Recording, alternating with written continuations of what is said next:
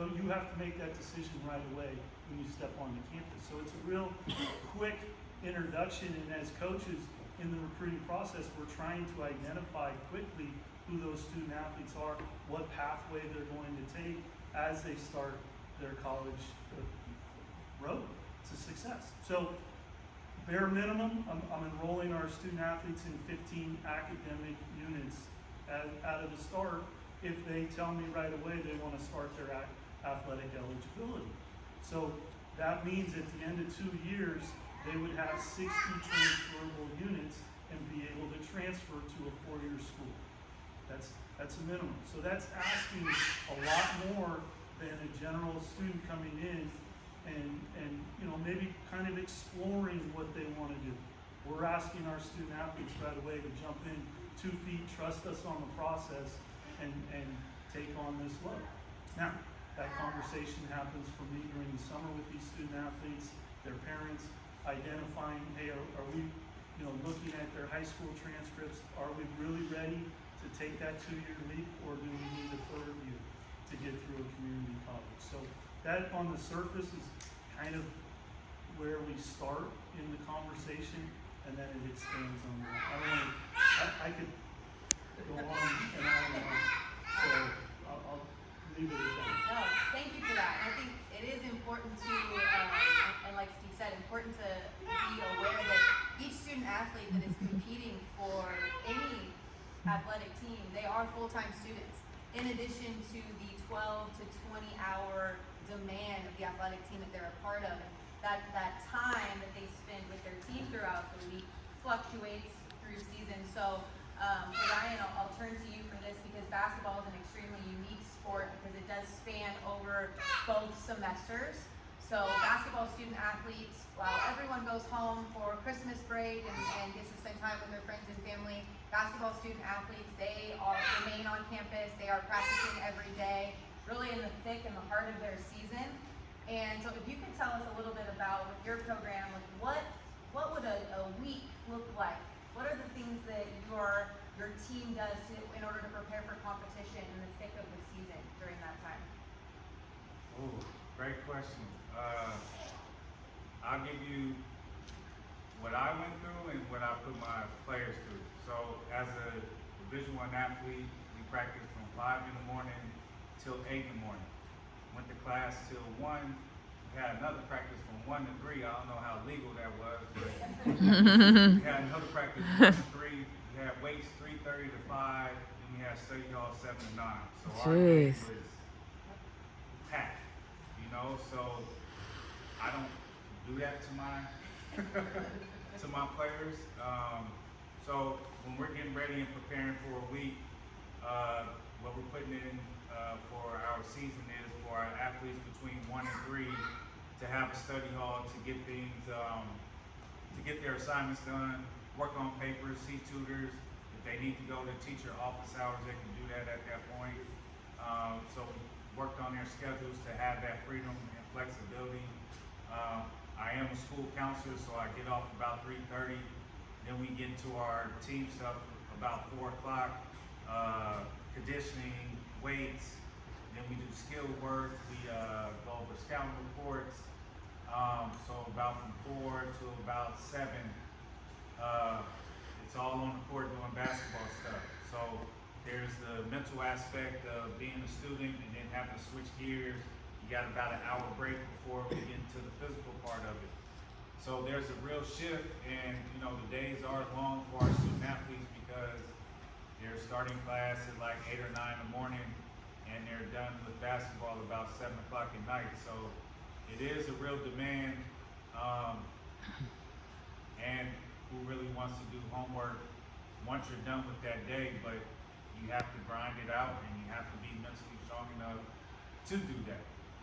So it is a lot of demand for our student athletes, especially when you're getting up in the morning, going to school, going to study hall, seeing your teachers, getting your work done. Then you're going to a physical activity towards the end of your day, and then going home and hopefully finishing up homework and getting some rest and get ready to do it all again the next day. So it's an ongoing cycle, And as Emily said, it goes over 2 semesters. So Christmas break is, you get, JC is good. You get 5 to 6 days. D1, you got 1 day, Christmas, and that was it. So it is a lot to sacrifice because you lose out on family time, you lose out on time spending with your friends. But when you look at it at the end of the day, a lot of our athletes wouldn't trade that for the world because they're getting to do something that they love. So you do give up a lot, but you do gain a lot by going through this process. Thank you for that. Absolutely. The other thing for a lot of our athletes here at College of Marin, in addition to those demands as a student and the demands that Ryan just mentioned as being a part of the team, a lot of our athletes have part-time jobs. So on days that they may be off from school or off from their team commitments, they go and work an 8-hour day at their respective locations. And so it's important to realize everything that they are managing and fitting in to their 7-day week. So with those time commitments and comes a lot of pressure, and pressure can come in many forms for these student athletes. So Ashley, if you could touch on in your experience, where or what are the roots of some of the pressures that these athletes experience in their circumstances or situations? Yeah, I mean, if I had to talk to you about the last question in general, I was going to say, I mean, we are probably in a room ourselves full of high achievers. And when you're a high achiever, there are things that you always have to do to continue that stamina of being a high achiever. So if you're really good in school, you're going to spend a lot of time in your books, right? If you're really good at being a car mechanic, you're going to spend really a lot of time in that. So our athletes are going to do the same thing. It's comfortable for them that even sometimes when they're not on necessarily with the program, they're still going to be on. And sometimes that comes from, again, being a high achiever. So that could be a pressure, your own expectations of yourself. But then there's the additions to that, such as the influences of other people that are around you and what they're doing. I worked at the University of Washington, as I mentioned, and I always kind of give this story to my high school girls that I do my mentor academy. We talk about expectations. And I mentioned to them how this was even hard for me as a coach being there. We traveled for 6 weeks straight last season. 6 weeks straight. We went to Mexico, flew back in for 2 days, left again, went to Palm Springs, came back, Florida, back, Colorado, back, California, California again. And we did this for 6 weeks. And we come back on a Sunday night and we go to class on Monday and have practice on Monday, and we finally get a day off on Tuesday before we travel again on Wednesday. Now on Tuesday, here's where the pressure comes in.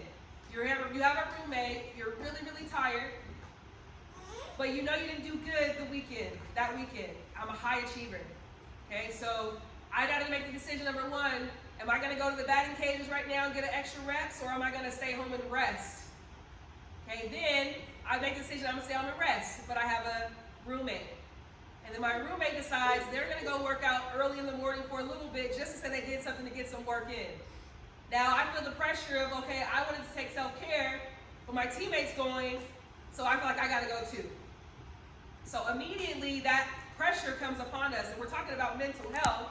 Like that is where it stems from, the high achieving, but then deciding self-care needs, okay, or pressures and what other people are doing.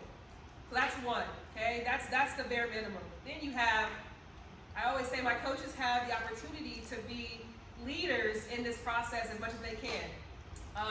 And what I mean by that is, as a coach, on the off day, especially when we know we travel for 6 weeks, you can make the decision to say, I'm shutting down the batting cages. Like, you cannot go in there today. You need to do something else. I don't care if you go to the park. I don't care if you go to the pool. I don't care if you sleep all day. But we have the power to do that. But again, the pressure from the coach of, I gotta perform, I'm a Power 5 school, or in this case, even a school that needs to compete, I got that pressure too. Okay, then you have your parents, right, who are, I sent you to this school, maybe you got a scholarship, but I still gotta pay for your room and board, still gotta pay for your gas, I still gotta pay for your food. you better be doing good in school, but when I show up to your games, you better be in the game playing as well. So you're dealing with that too. So honestly, pressure comes from so many different places that we don't even think about sometimes. And I think as coaches, and me leaving the sport, to kind of help our athletes see their identities as more than that, I spend a lot of time helping them recognize facts versus feelings, number one. And then really like, what do I specifically need? So I think that's where a lot of pressure comes from. Of course you have comparison, perfectionism, the high achiever. But those are kind of the main areas that I'm really seeing it coming from. Absolutely, and some of those outside influences, right? So in addition to that, Coach Barringer, can you talk about some of the pressures that you recognize that your athletes have faced in the classroom? Yeah, I think, well, it goes to their goal, right? So they come to the college, and usually these male student athletes, it's all baseball, and it's, I'm gonna go and I'm gonna transfer, I'm gonna be a D1 athlete. And that's what they walk on the campus with. And it's trying to get that shift to go and say, okay, well, to reach that goal, you have to be able to open all the doors. And to open all the doors, it's academically putting as much into your athletics as well as academically. So if you're not matching your commitment in either area, you're shorting yourself. And that's a lot of what these student athletes do. When you were telling the story, I was thinking, well, I'm either going to go to school or not go to school. Because at the Division I level, the D1 coaches have a lot more control over their student athletes and their time. You know, Ryan talked about, I mean, at the D1 level, they want to control 100% of your time. They want to know everything you're doing. Well, for us at the community college, we have to trust that we're putting in place the right resources or the time management. And all of our coaching really is the time management. I feel like a manager more than a coach. I'm managing, like trying to help, and hey, could you have spent your time a little bit better on the weekend so that Monday you don't need to miss practice because you need to write a paper? What were you doing on Saturday and Sunday? You know, and so those are the things that we're constantly talking about, is how we manage our time. And so I feel like I'm more of a manager. And the coaching side of it, the 2 hours that we get on the field, that's great. Hey, everybody's excited. Let's go, you know. But it's the time off the field, the conversation in the weight room with a student athlete. Hey, how you doing in class? You going to school? Because I heard you might have missed Turner's class. How'd you hear that? How'd you hear that, Coach? You might have sent me an email. Okay, so you might have to go have that conversation. Yeah. And here comes Turner down to practice. Coach, did you tell him to come to practice? No, he just invested in you. And if you realize, and these student athletes start to realize the investment the people around you have, then you are able to move forward in your academics and have a little bit more success. So that's kind of what we try to do in our program, is highlight where the help is located and capitalize on that, take advantage of that. But I allow failure. Like, I'm not going to hold your hand. You know, I'm going to help you, but I'm not going to hold your hand. I'm not going to fight your battles. I'm going to be there right by your side, but we're going to learn together through our mistakes. And so that's academically, I don't know if that answers it, but it's kind of a snapshot of what we kind of work on. So the next question I have is very similar to that, but now I want to know about, and this is for all three of you, so please feel free for either one who wants to jump in. What are some of the pressures that your student athletes face athletically? So what are they faced with? This could be in order to succeed, and how does that show up in your team? I'll jump real quick. Okay, because I thought about this. So a freshman comes in, and a freshman looks around the room and goes, oh boy, there's a lot more people here than I expected. Everybody must be really good. And so there's this big fear right away for a freshman coming in. And their expectation now hits the floor. And who they are hits the floor. And now there's so much self-doubt in their ability, because they're looking around the room seeing all these great athletes going, oh my, they came here? Oh, whoa. you're here, how am I gonna make it here? So now that expectation is hit the floor. And then it's building that freshman up, understanding that if you stick with the process, we talk about a process of how we're gonna be successful, and stop worrying about the results right away. If you continue to chip away at the process and build those building blocks, you're gonna have success. You know, but then you get the sophomore that comes in, and their mindset right away is, I need to transfer. I'm thinking about next year. So after they go through that freshman year, now they're feeling confident and comfortable. Okay, now it's like, what's next? Next year, not in the moment. So now it's grounding that student athlete to focus again on living in the moment and focusing in on the process. Okay, are we going to school every day? Are we taking the weights? Are we doing the stuff on the field, off the field? How are we living our lives? What are the resources that we can utilize? Okay, not just looking ahead and this is what I want. Got to focus on each little step. So that's what we that's a snapshot of the end that we kind of focus on. Yeah, I'd say another thing is the society's scoreboard, right? What is the society's scorebook of your success?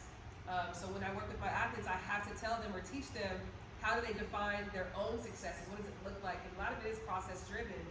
But a lot of times, if they don't have a foundation of their own definitions of success, then they use society's scoreboard. I'm in the game. I'm playing every game, right? I'm starting every game. Not even playing every game. I'm starting every game. Because sometimes you get them in the game, they don't appreciate that as much, right? Then it's, okay, how many home runs did I hit? Or how many bases did I score? How many RBIs do I have? These are all things that society is telling them is successful. So they're using those things as successes. So I think that's another way that that kind of comes up. Yeah, for me, Steve, let me know where you get the non-confident freshmen. Because my freshmen in basketball come in like, hey, I'm out of here after 3 games because I'm going D1 after my first game. So I got to knock them down a little bit. For me, it's time. Everything's a rush. So getting student athletes to understand process. Things take time to formulate. Things take time to happen. You're not going to see instant results all of the time. And it's just a lesson of life where you have to build to get to where you want to go. So for me, it's the guys coming in like, hey, we got to get this done right now. And it's just like, no, let's slow it down a little bit. So that's something with me in my program. I slow the guys down so their minds aren't going a million miles an hour. Time management, making sure that things are in order and they can complete things in a timely manner. So they're not waiting on our road trip back home in the car doing a paper, which I've seen that before. And it's like, no, this is how you put together your time so you're not doing that. You can sleep on the way back. So just slowing them down, making sure they understand how valuable time is, and if you take care of it, it will take care of you. And if you don't take care of time, you'll be behind the 8 ball, and that's in the classroom, on the court. So just making sure they understand the essence of time. I'd add one more thing to this. So we have, I think it's kind of cool that we have men's and women's coaches up here because, of course, for men there is the opportunity to go professional, so their timelines are a little bit different than us women. So I would say that definitely depends on gender. Also, like it's opportunities once you can get to the next level, what that next level looks like. So I think that also puts a little pressure, especially on our male athletes. I think on our female athletes, for them it then becomes, you know, what's next? Like, and they feel lost because they don't know what's next as far as career goes. They spend all their time, put all their energy into this sport and getting to this position to play at this level, but then they forget like what is next. So I think that's another one as well. And then I have a couple of ladies with injuries. So injuries, oftentimes previous situations or moments in their lives that have happened before also create that stress as well. And how do I like move past it? So I have a couple of athletes that I work with on the side with mental training and stuff like that, and that's what they're dealing with, is the mental side of a past injury or things like that. That's a great segue into my next question, in fact, because with all of these demands and pressures that we've identified, now I would like to get a little bit of feedback from the panel about maybe an athlete or even your own personal experience where you had a setback, or there was a tough loss, or there was an injury, and then after this happens in a game on Tuesday night, Wednesday morning at 8 a.m., you have to show up and be in class, and where their mentality or mindset is at that time during that experience. So, Ryan, I want you to kind of tell us about your experience that you had with your injury and how that played a role in your mental health. Oh, Well. for sure. Yeah, she went to me first because I had the most injuries. So, broken ankle, ACL repair, fractured eye orbit, broken fingers, broken ribs, sprained MCL, and it's like you always bounce back, you know, and that's the beauty of being young. You can bounce back, but mentally it takes a toll. I tore my ACL my senior year in college. We were in second place, right behind Gonzaga, 1 loss difference, and we had them coming to our house. Of course, we think like, okay, we're gonna beat them, like no problem. I went to USF, sorry, didn't disclose that before. Played at USF, go Dons. But the game before we played Gonzaga, I tear my ACL, up 20, tear my ACL in a game where we were winning handily. So mentally, it's like I wanted to play pro after college. Is that dream gone? I don't have any more eligibility left. That's it. I let my teammates down. I'm in pain. I can't physically walk or run anywhere. So now I have to rely on people to help me around, and that's another hurdle because I'm used to doing for myself. So going through injuries, you have all these things going through your mind. You're a little bit more irritable because you're not happy. And I think when you have an injury, sometimes that's not relayed to you. You know, if you sprain an ankle or you have something where you can heal within a few weeks, you know, it's the rush like, all right, you do this, you rehab this, we'll get you back out there. But at times there's no conversation like to just slow down. Once again, with my players when they have injuries, I had a player sprain his ankle 2 weeks before our season started, and it was pretty bad. And he was like, "Coach, I'll be back for the start of the season." I said, "No, you won't. Let's look at 5 games into the season." He's like, "Coach, but I need this time to play. I'm a sophomore. I need to further my career." I said, "Nah, you'll further your career. Don't worry about it." So I made him slow down, take the time to really get healthy. Then when he was healthy, I said, "All right, we're gonna manage your minutes. We'll play you like 5 minutes a game." "Coach, you're messing up my career." "Nah, I'm helping you extend your career." So the first 3 games, literally was 5 minutes. It ended up paying off. He's going to play at a Division III school in Wisconsin now. Graduated and was able to further his career. But when you have these injuries, your mind is all over the place. So being a coach that went through every injury you can imagine and still able to be able to play, and thank God I was able to play pro basketball. But just that mindset you need to have to get over that. Because when you're going through all that, you know, by class, schoolwork, like you're feeling sorry for yourself, and having those speeches or coaches that keep you motivated, having your teammates that's around you and help you get through those times. And this is why I tell my players before every season, during the season, get to know your professor. Build that relationship. So then they understand what you're going through, they get to understand you. So when you are having some slippage, they are able to talk to you. They are able to reach out to the coaches like, "Hey, I saw so-and-so, they haven't been to class." Shout out to Mr. Turner, who's really good at saying, "Hey, somebody's falling behind, you got to reel them back in." But building that relationship with your professors is so important, or your teachers if you're in high school.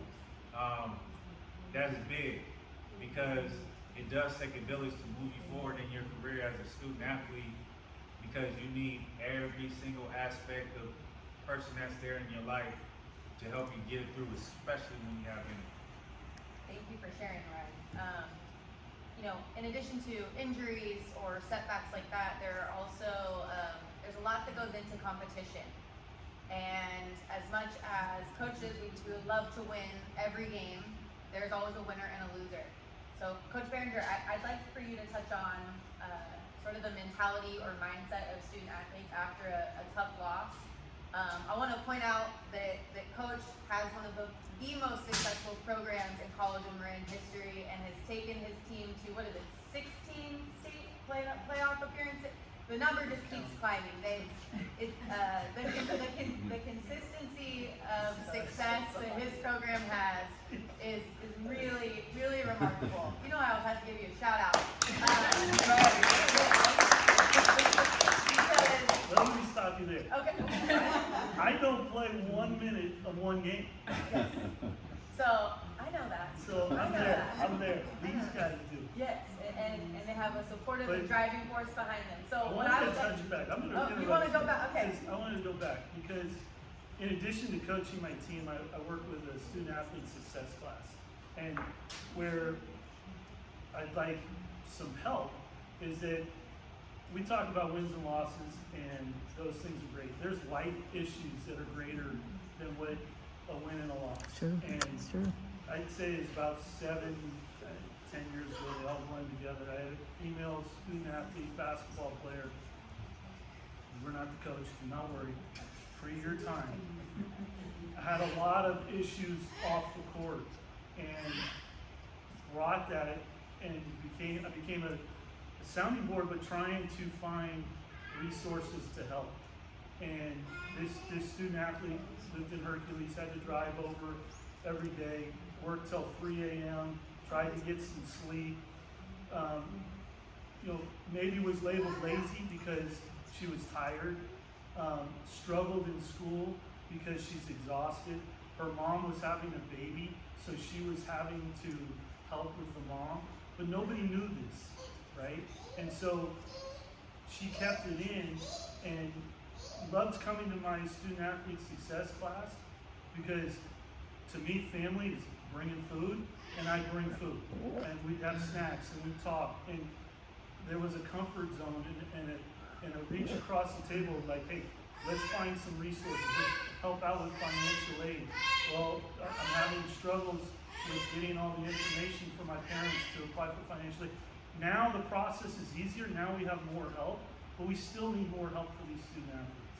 And that's where, like, I feel like over the years I've missed on a lot, I've swung and missed, but moving forward is where I want to be better.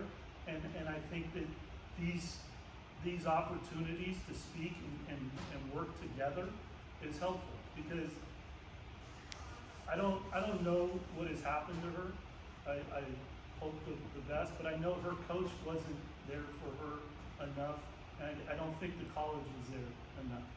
And so, like, those I carry with me more than any win, right? And so those stories are what I'll remember. Any loss, win, those will come and go. It's the human stories that I think as coaches we get to know more about, right? And then we wear those ones heavier than the ones that are successful. So I think that, sorry to kind of switch gears, and I know we all have a story like that, but I think it's important to know that while we get paid to coach, coaching is just a little of what we do. And I think it's, like you just mentioned, I think all of us up here and many of you in the audience have stories where you remember students or student athletes who have had some of these life experiences that have had an effect on either their academic and athletic performance. So maybe, you know, Ashley and Sorry. yeah, I remember the pressure. I remember where the pressure came. The pressure for her came from the coach because the numbers were low. She needed to play. And to me, I was like, no, you do not need to play. you do not need to do this. And so helping her through that process is where it went full circle. So I had to tie it, why was there pressure? What are we talking about? Well, again, There is. there's a lot of Yeah. from a lot of different areas. Yes. Are we able to ask questions? Absolutely. All right. Yeah. Okay, good. One of the things that I know you guys have all thought about or considered, but that I'd like you to hit on is education does not equate to intelligence. Right. So there are so many intelligent people. Some of our richest people in this world did not graduate college, right? Maybe not even high school. So can you talk a little bit about that in terms of how the effect of that is on the students? That's the pressure I'm talking about. It's on a lot of students that come through you guys to feel like, hey man, I can't do this academic thing. But you guys would speak to that. Yeah, I mean, I think what we all work on are life skills, right? So it's communication, teamwork, being part of something greater than their individual. So yes, it's intelligent students all over our campus that don't graduate school. They walk away all the time. I've had many of the guys walk away that I'm asking for money from them. Help us out a little bit here. That have made it their own path, and made it their own mission to not need the institution to give them a degree to say that you're going to be successful. Absolutely. There's a numerous stories. There's a man he didn't graduate and he grew up in Marin City, played for me, left my program, went to Santa Rosa, came back to me and said, I should have never left. He never graduated. Went to the fire academy, never got hired as a fireman. Left the fire academy, and now he's working in San Francisco, making a ton of money.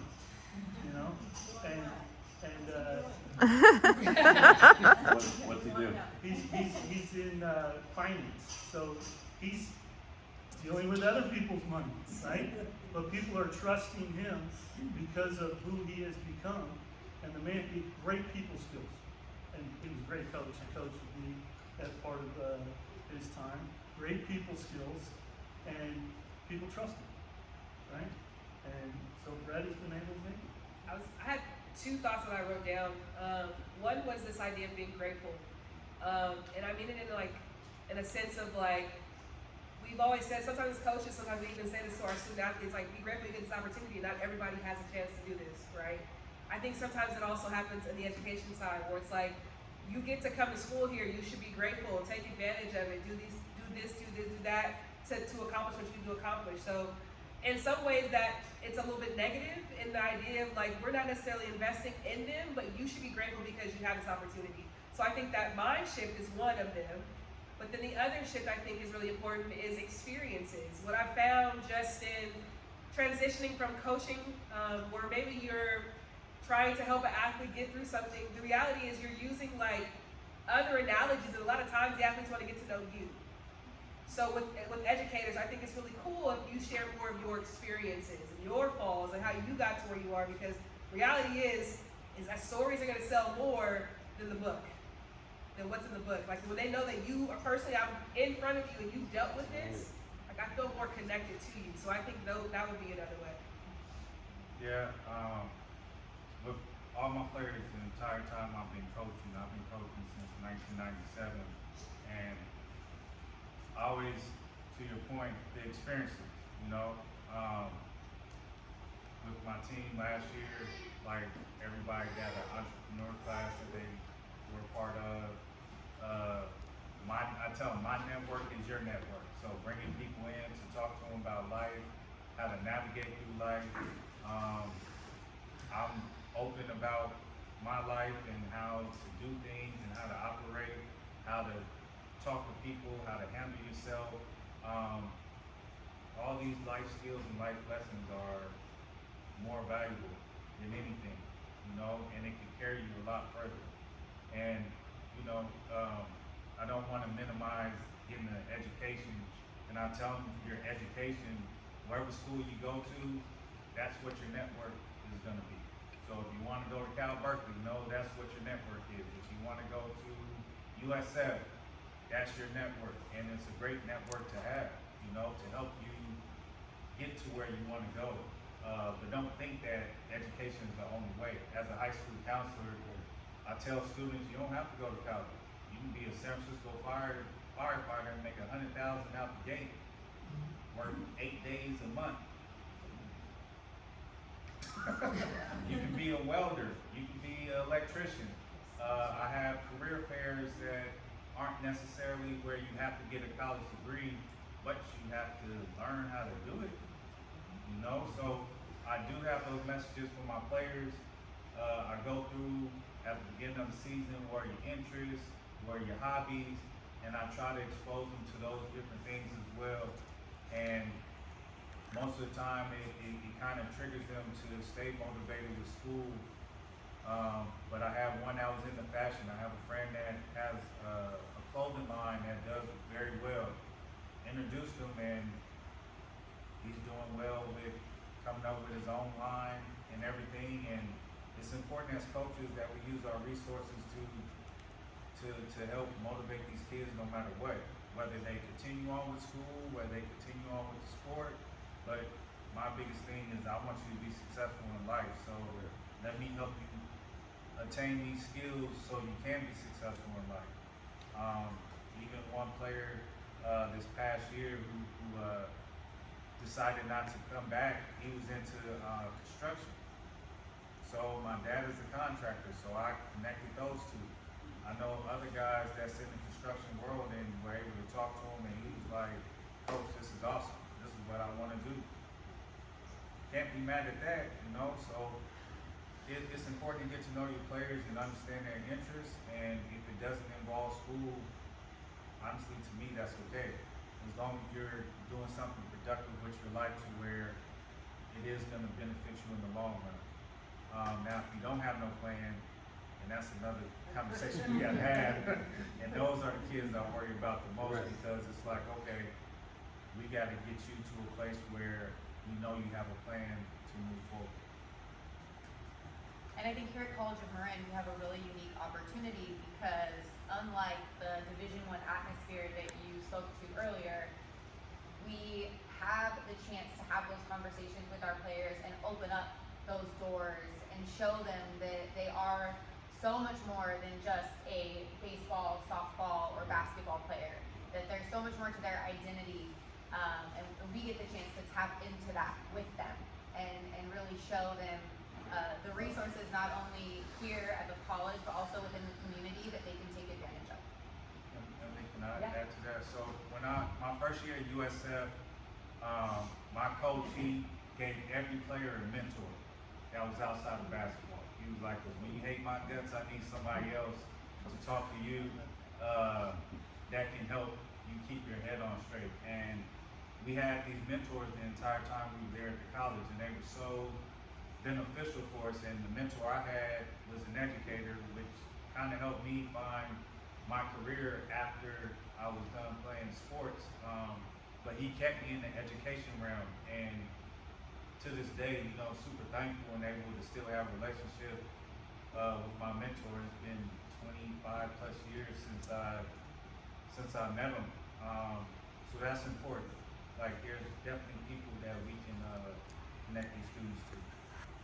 I think that the 3 R's, you have to have those: reading, writing, arithmetic, right? You gotta have that to do anything in this world, to achieve anything. So I understand what you're saying.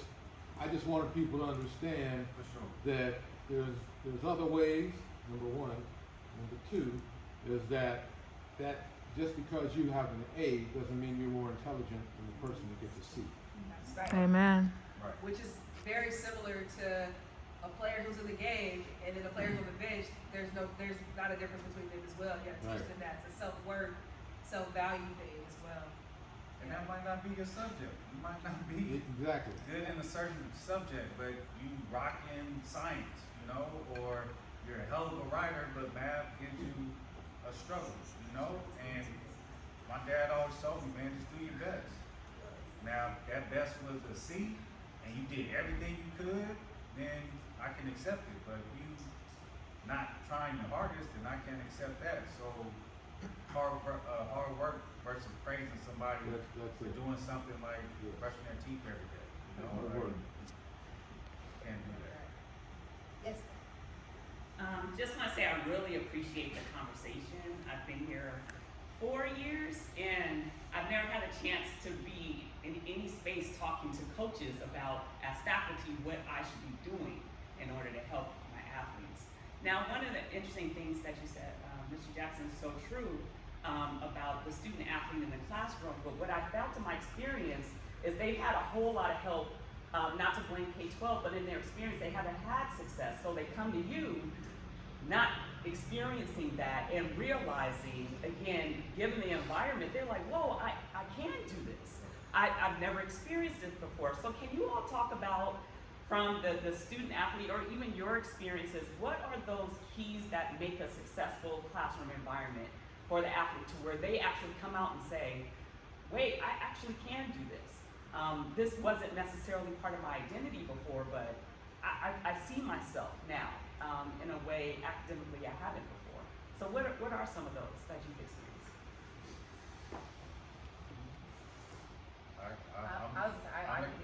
I can go. I'm a school counselor, so I acknowledge every step of success. You know, so I've had athletes across all sports who is getting an F, and they're like, I'm gonna get a 3.0. I said, no, you're not. Let's get you to a 1.5. Let's take steps to get you there, because it's not that you can't do it, you just don't have the right habits to do it. So making sure that, instilling that, and as a coach, if I value education, then the students will have some value to it as well.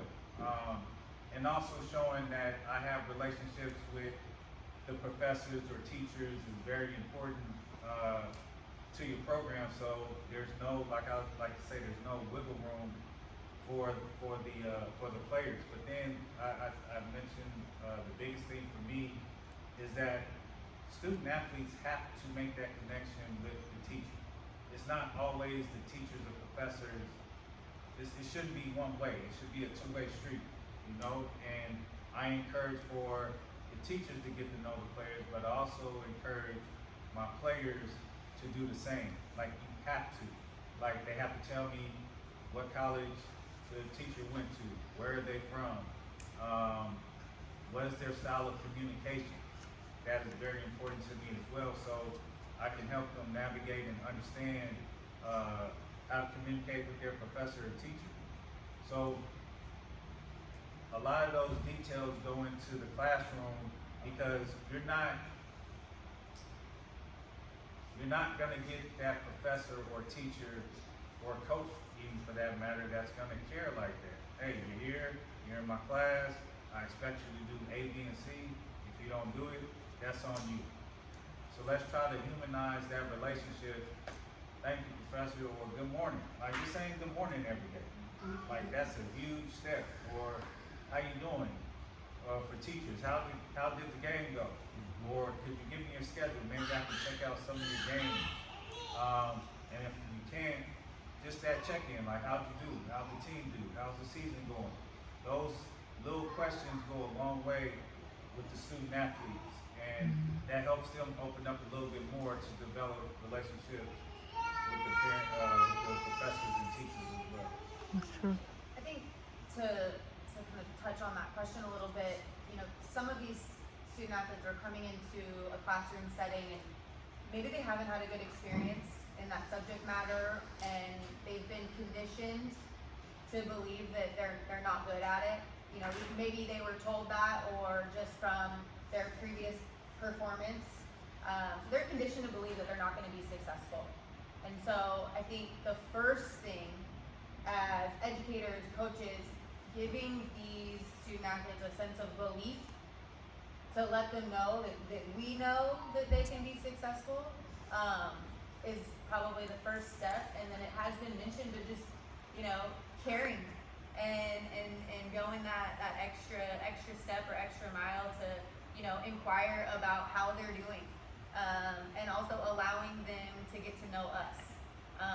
Because even while, we're educators and we're up in front of the classroom and we're lecturing or we're coaches and we're, moving about through our day, for some of these student athletes, it's really intimidating for them to sit down and have conversations with us because they don't really know who we are.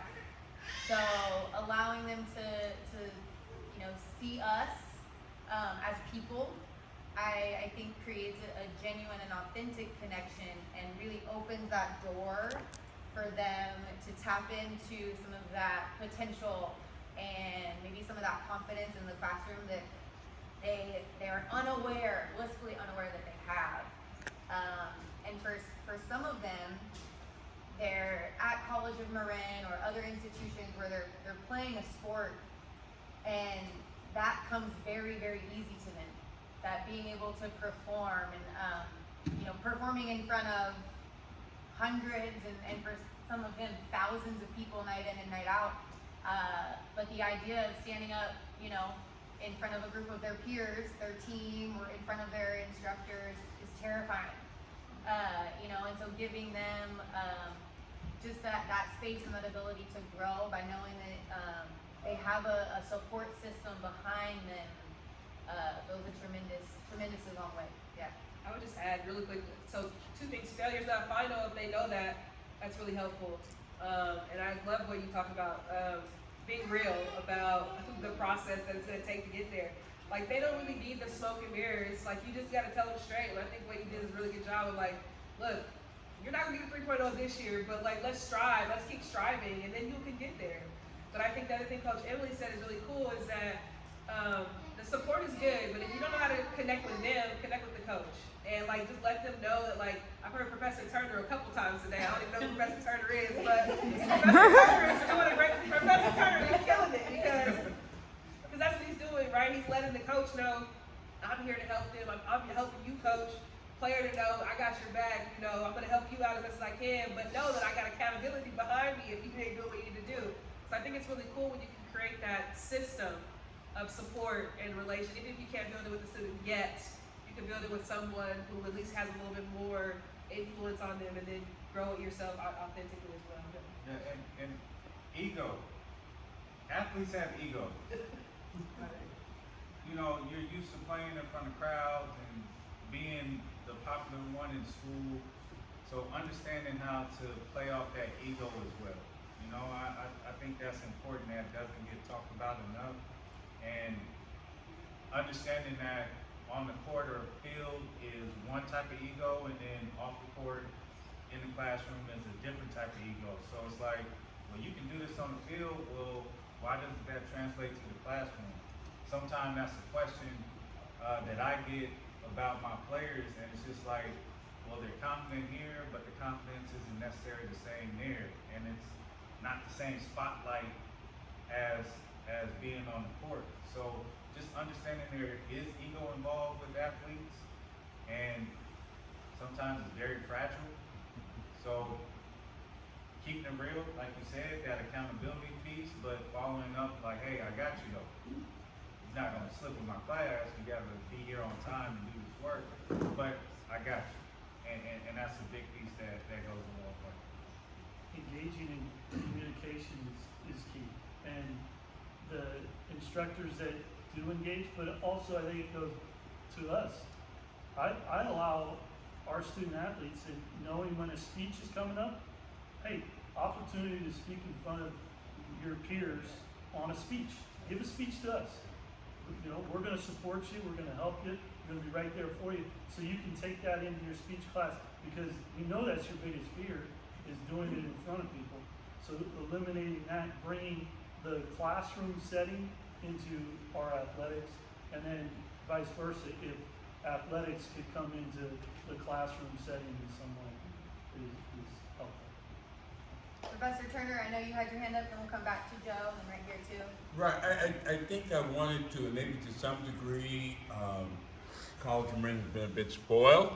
I think a lot through the leadership, particularly of Steve Behringer, And I say that because last semester I think there were two specific instances. One of the things that happens is when the class begins, I ask, are there student athletes in the class?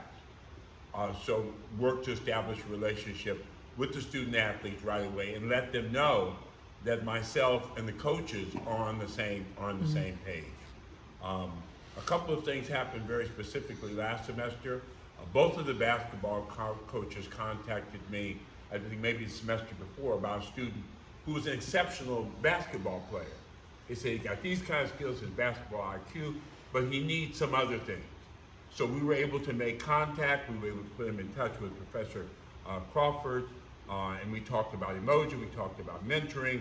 I was able to have this relationship where I could talk to him every 3 or 4 days. Hey, how you doing? You going to practice today? Etc. The other thing, of course, is that both the basketball coaches and the other coaches at College of Marin, and Steve set a standard for this, that I know that if I contact Steve or I contact Hakeem or I contact Ryan, that the turnaround is going to be instantaneous. That as soon as they get that email, they're going to write back to me and say, I will bring that up today. And then the next day, that student will come to class or write me an email and address it very specifically. So I hope that we can have another stage of this once we get back on campus, so that some of the techniques and skills that Umoja has developed working with your department, that we can share that with other faculty. Absolutely. Yeah. Thank you for that too. Joe, and then we'll come to Nicole as well. You guys kind of touched on it a little bit, right? There's a high prevalence of injuries in sports, right? And we know that's a big impact as far as student athletes and holistically in every way. In the past, we've seen mental health as it was sort of dealt with with Simone Biles, right? That kind of approach versus the old school Bella Caroli and right, how he approached it and how and what she's doing nowadays. Maybe if you guys can talk about like what's your sort of your philosophy or maybe your approach, when it comes to that type of culture, right? Are you the old school, new school? I mean, I think that definitely impacts the student athletes, especially when they're injured. And that can be return to play or even return to learn, right? Because it impacts both areas as well. I think, it comes down to the relationship. You have to be able to know the person. Like I think Ryan kind of spoke to it with his athlete who sprained his ankle and he was ready to get back in the next day and Ryan's approach is a little bit more like, no, we're gonna preserve you, right? It's all about longevity. And so I think it comes down to the relationship and knowing the student athlete. But then also the idea that we're lucky to be in a position in an industry that's constantly evolving. So it's come a long way from the, suck it up, deal with it, maybe some things that we all grew up on, to now really making an effort to understand where these young individuals are coming from. And I think most importantly, where they're trying to go. So I think that for me personally, that plays a huge role in someone coming back from an injury, or it could even be a life event that takes their attention and focus away from their academics and athletics for a short period of time, but giving them the space to be able to deal with that and knowing that they still have their support system here within our team, within our department and our institution that's here for them when they're ready to come back. So, I don't know if anybody is watching the Little League World Series currently, and the little boy that got hit in the head, and he goes and gives a hug to the other player. That's a great story, but my concern, did the kid have a concussion? I mean, should he have been on the field? So those are the things, like, I'm always student athlete first and thinking their health, and oftentimes they don't understand what is in their best interest. One, if they've been hit in the head, it's immediate for me, like, we're gonna go through all the concussion protocol, making sure that, we have that in place, we have a good sound, plan. And so it's setting what up for their health and safety first. And so then, if they've cleared all those steps, and you're ready to go. And so, but that was, yes, it was a great special moment. And hope the little boy didn't have a headache for the next week, and he can play. But yeah, that was my thought process, and that kind of leads to how I treat injuries. Well, I had enough of them, so for me, it's always your mental health and your body healing first, and because I've had experience with different injuries, I try to apply that to my student athletes to not beat their bodies up, and for me, I had to get partial hip replacement, both hips, just from the wear and tear of the sport. So like I have beat my body up, and for me, reminding student athletes like, hey, I'm walking proof. What happens when you don't take care of your body and you rush back and you try to always get out there on the court or playing field? It gives them a second to be like, ooh, yeah, let me slow it down and let me take my time getting back. And when I'm ready, I'm ready. And as a coach, when you're ready, then let's go.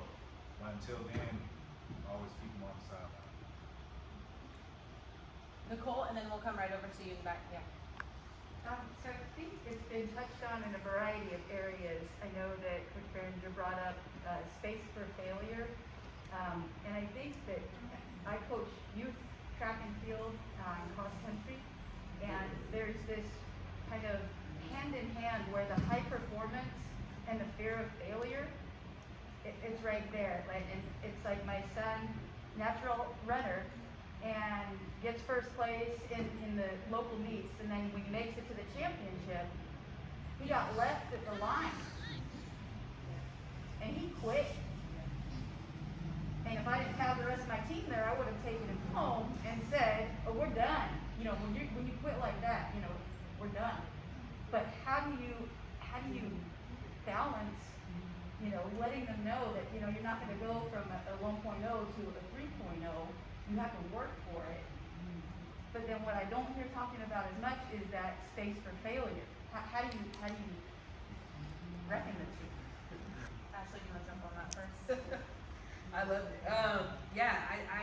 I go back to this concept of, I think goals is really important, and what is the process for us to get to those goals? But I think more importantly than that, there's something there that is connecting that performance to self-work. And so I spend a ton of time, like the behavioral stuff, just as I mentioned, or they were talking about this earlier for the last question, and I was gonna mention, I'm a behavioral specialist, so for me, part of what I do is learn the person's needs, motivators, and like ways they communicate. Because that's how you're gonna be effective in that process with that question that he asked. But I think it's the same for our athletes, like how do we get them to understand their self-value and their love for themselves and their worth first? What are the things that make them unique in their strengths? I think those things are really, really important to embrace, and that the sport can add to that. It helps you in those processes, but it's not the thing that it is for you. So I think the ability to kind of lay out a plan of a goal, and how do I get there? If I don't succeed at that, that's okay. What's my next route? How do I adjust to that? So just spending more time allowing him to be vulnerable, I think, with you, and like have the conversations of like, in that moment I felt this. What is the this that you felt? And then how do I work past that this moment that I had and I felt? And you just reminding him of, hey, like I love you regardless. Let's go get some ice cream. You had that moment. We're gonna talk about that, but like right now, we'll let you kind of process that. We'll talk about it when you're ready to talk about it. But I'm here for you, and I want you to know that I'm here for you. And I think it's helpful. Well, he's here at home welding, so. Oh, nice. Way past that. So I think this year I had a prime example. I had a student athlete in the fall. So we're a spring sport, and in spring sport is when eligibility starts to click in. In the fall, I had a student athlete. He struggled academically, and I allow a little bit of struggle to happen because sometimes through your failures you learn, and you're able to overcome. So he struggled before the season started. I told him academically, you're going to be behind for transferring at the end of 2 years because of where you stumbled in your first semester. So now let's create a roadmap, what it looks like. Coach, I want to play, I want to play, I want to play. Okay, because my message was, I think this next semester you shouldn't play, you should get on track academically. Coach, I want to play, I want to play. Okay, go play. We'll have this conversation again at the end of the year. During the middle of the season, again, struggle came, he got dropped from the course, became ineligible during the middle of the season. Now, it was luckily for him in a point where he could add a late starting class, get back to being eligible, but that struggle still continued, and the sport of playing and the pressure of not letting his teammates down came back into, I gotta finish the season. Finish the season, I now go, okay, so let's talk about next year. I wanna go to a four-year school next year, Coach. I said,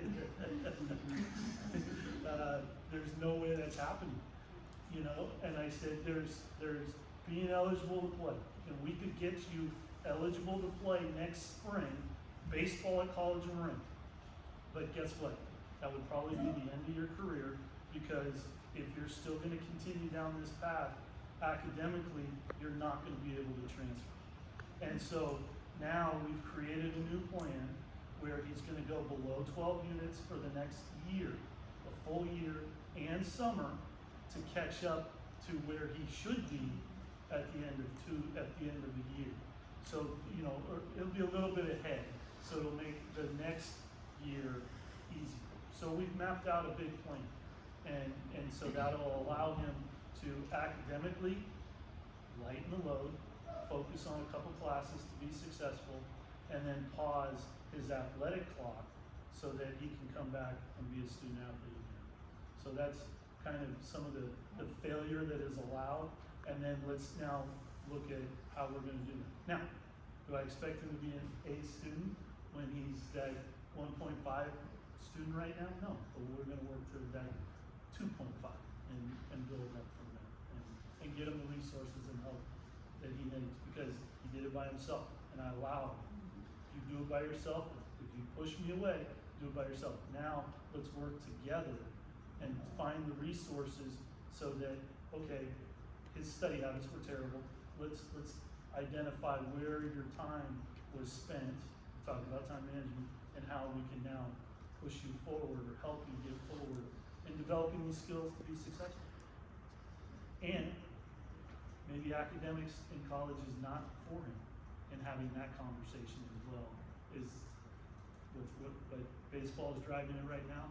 We'll stick with baseball. To play baseball, academics have to fall in line, but then the next conversation is the academics and playing baseball the right direction. Maybe going in a different direction is the next step. But you're dealing with an individual sport versus team sport, so that's a huge difference. Where in basketball, somebody can be like, hey, I had 25, man, y'all gotta get together. So that's a whole different Okay, my issue daughter's you in have to do. volleyball. Gotcha. But you know, it's something where you do have to talk to them about the work that they put in. Like last year, the basketball team, we were 4-22. That was my first losing season ever in coaching, but we were in every single game. And people ask like, well, how did the guys stay on course? It was never about wins and losses. It was about your work ethic. You know, your work and putting your best foot forward out there on the court. Like literally every game came down to the last 3 minutes of every game. And the last 15, 16 games, we had 7 people. So just working through that, you know, and keeping the morale high, keeping the guys playing hard. And just me personally as a coach, I never go into a season like we're going undefeated, but we need to get better as people, we need to get better as athletes, we need to get better as students, and the more we grow as people, the wins will take care of itself. You know, so for me, and and I've had a ton of success. Fortunately, as a coach and a player, it was never about we have to be 25-2. But my teams have, especially at every level I played, I won a championship. It's because we focused on getting better as people, and everything else took care of itself. Question in the back, yeah. So I'm going to provide some context for what I'm about to say, because we're talking about student athletes and their mental health and how it pertains to how to move about the sport in the real world. For me, as a child from 7 to 18, I was a national champion in track. In New Jersey, I was the #1 800-meter runner in the country, honored by the New Jersey Nets. I was up for Athlete of the Year against Al Harrington, Troy Murphy, and everyone else. However, because my father did not understand my gift, he made me stop running to get a job in the hospital kitchen to pay for my prom. My father had an 8th grade education. My mother didn't graduate high school until she was about 40-something. So when these young men move, and young women move about in these spaces, what you're competing with is a small voice that may be right in their immediate circle. You have a child who is naturally gifted to go anywhere in the country. Coaches coming to my house, you know, a thing new, the young lady who just won the 800 meters, world champion, Olympic gold medalist, had the same high school coach, had the best coach in the country. But because my father didn't understand it, I didn't go to the state meet. I didn't go to our sectionals. I was at Mercer Hospital washing dishes to pay to go for a prom. Oh my God. Because in his mind, working was the key. I'm from Trenton, New Jersey, which is a blue-collar town. It was a factory town. So when you have these young people coming into these spaces, they are dealing with so much. Some of their families are saying, if you get hurt, how are we going to get out the hood? How are we going to change our lives? And they're not taught to think what's afterwards. If you watch Netflix, you see the docu-series Little Tykes and how these parents are crazy in Florida with these 6 and 7-year-olds playing football with the hopes of getting to the NFL. We know statistically about 90% of them are never going to make it to the NFL. 99. And so again, you are competing with from their circle. So when they come to you, the first thing that they want to do is be seen. Is this relationship contingent upon my gift? Or you really care about me? It might be, hey, I'm your professor. This is what you got to do. You go to, study hall. But you might have another professor like Dr. Turner or somewhere else.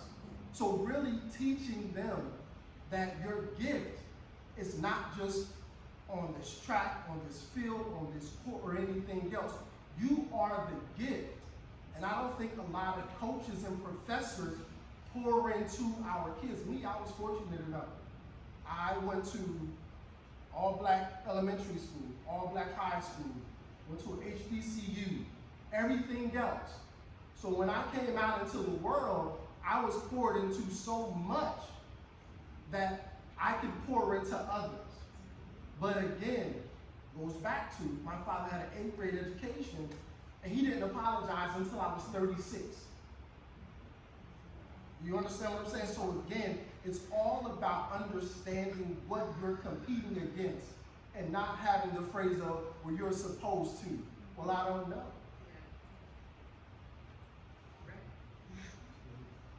Thank you for sharing. Yeah, so real, yeah, so real. That's real. So real. I think that, and I'll let some of the coaches talk about their experiences as well, but I think at College of Marin and within college athletics, that's seen a lot with whether it's immediate family members or community members or just the pressure they have to support family, and whether that's having athletics being the driving force in that that's what allows them to support, or why are you spending so much time playing basketball when you could be working, 20 to 40 hours a week and supporting our family. I had a freshman last season on my team who is still in school, but will no longer be on our women's basketball team because her mother just had a baby and needs help monetarily as well as in time, and so she can't make the commitment to our team because she is needed by her family, and had to make that decision. And it was an extremely hard decision for this 18-year-old young woman to make. And so for me, I said, anytime you want to come back, you let me know, and the door is always open. So coaches, I know that you've all had experiences with that as well, so maybe you can speak to those. Yeah, just me being a counselor, like, if, your situation with prom, like, if I was aware of that, we would've got the teachers together, got money Bought your together, dress, paid for your bought your college outfit, ticket, yeah. So you can go to prom and continue with your athletics. For me as a coach, I'm so thankful that I am a counselor, so I do look at the entire student, where they come from. I literally had a uncle text me yesterday, warning me about one of the players' circle. Like, these people try to latch on and do this. I'm like, well, that causes Marin, and there'll be a shield around him, so he'll be good. But also talking to the athlete about, this is how you navigate through all of this. This is part of your journey of becoming an adult and having some difficult conversations. But if this is where you want to go, these conversations need to be had, and if you need me right there with you with that conversation, I will be right there with you with that conversation. This the hard part. I've had athletes who was working to help pay for groceries. Hey, let's go to the food bank, get your family some food. Hey, let's put together a pot to help the student out. I think it's very important understanding where a lot of our athletes come from, and just not look at it from the athletic side, but what is their entire background? Because The there whole are person. athletes who have to help provide and work for their family, to help their family survive. Or I was in a situation coming out of high school where my family was like, wherever you go to college, we going with you, because we gotta make it too. We need to be there to support you and protect you from anybody, that's trying to set you off your course. And, I tell my parents, like, nah, I got this. Lean on your parenting. You did a good job raising me. I got it. I'm gonna help us out, I'm gonna help myself out, but you don't need to do that, So that's where we as coaches have to understand what our resources are, getting to know, and I know you brought this up as well, but just getting to know our athletes on an individual level. Like, that is essential. You have to. It can't be, for me, for basketball, this kid scores 35 a game, is 6'6", super athletic, plays defense. Like, that's not what I'm looking at when I'm trying to bring players into my program. It's everything. How are you gonna be in this environment? Are you a good person? What does your family background look like? So I know where, as coaches, we have to step in to help you out.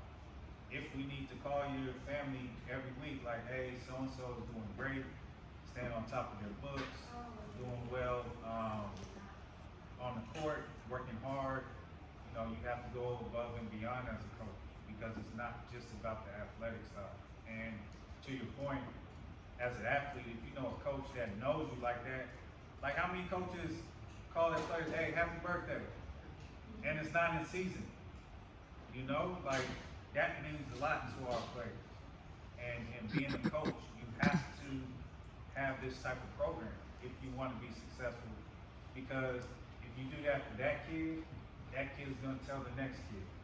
That kid is gonna tell the next kid, and then the next family. And that's how you start to build successful programs, by having these meaningful relationships with these players, and let them know that when they come to you, they are supported on and off the court. So thank you for sharing that. And thank you for giving that insight, because, you know, not all coaches get that. And they don't understand, so when they're talking to you, they don't understand how to motivate you or pour into you where you like, I'm going all in for my coach. So thank you for sharing that. Yeah, so coaching baseball, and I think everybody would agree baseball is primarily a white sport, right? And so Not having anymore. learned from my experiences as a young coach, and I took over at 24 years old as a baseball coach. I had 2 black student athletes that were both drafted. Today, they're getting big signing bonuses. But because at that time, there was a label, whatever it was, they didn't get that opportunity. They both got drafted. One went to University of Arizona, so he got a great opportunity.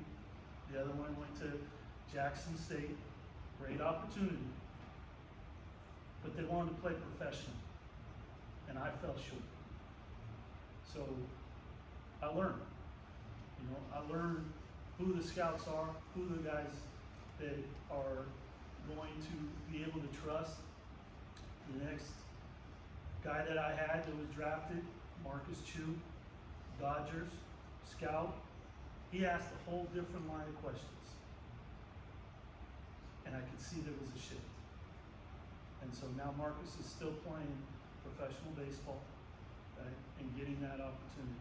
So, while I care and I'm trying, I'm learning, okay? And I'll be better for helping these young student athletes out, because they need us just as much as they need them. I need them, and to Coach's point, I'm calling on the birthday. All these guys leave our program after 2-3 years. I check in with them after that first year on a pretty much a monthly basis. I'm texting them, calling them, because I know that transition to the next level is really, really hard. Difficult. Really difficult. So being able to stay connected to our student athletes consistently is the message that we want to share. And I just will just add, like, real quick, I think the moral of the story is that everyone comes in with a story. They have, we say that the definition of mindset is conditioned beliefs that drive behaviors. And the conditions can be good or they cannot be good. They can be conditions because your father was in 8th grade, that was the highest degree of education he got, and his understanding of what needs to happen next is to work. That's a conditioned belief, right? Then you have some parents who are doctors and lawyers, and they're saying, you gotta get this degree because this is how you're gonna be successful in life.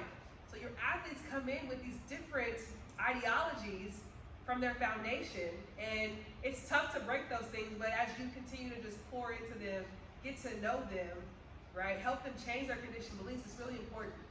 And I said this enough, like that's why I left college coaching, to be able to spend more time with these athletes on an individual basis so that can help them learn who they are. My business is called Lead Her Ship Athletics, and the goal is to teach her how to lead her own ship, her own journey. So exactly what you're talking about is exactly what I want to do with every athlete that I work with. Teach them how to create a foundation for who they are, so they can start to create their own conditioned beliefs that help them get to that drive their behaviors. So, I just want to say something. My father did what he did, but for me, I'm a doctoral student.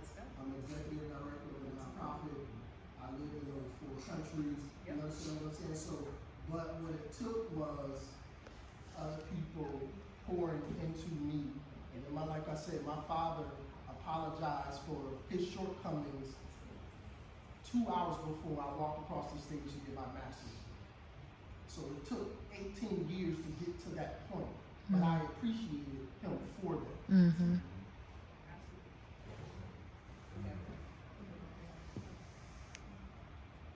Well, thank you all for spending this time with us, and again, thank you to the Symposium Committee for the opportunity to speak here today. We feel very fortunate to have this conversation, and hopefully we can take some of the things that we talked about and continue to have the impact on the lives of young students and student athletes here at College of Marin and beyond. So thank you all, and thank you to our wonderful panel. I appreciate it so much. Thank them for spending time with us. That's the way that is.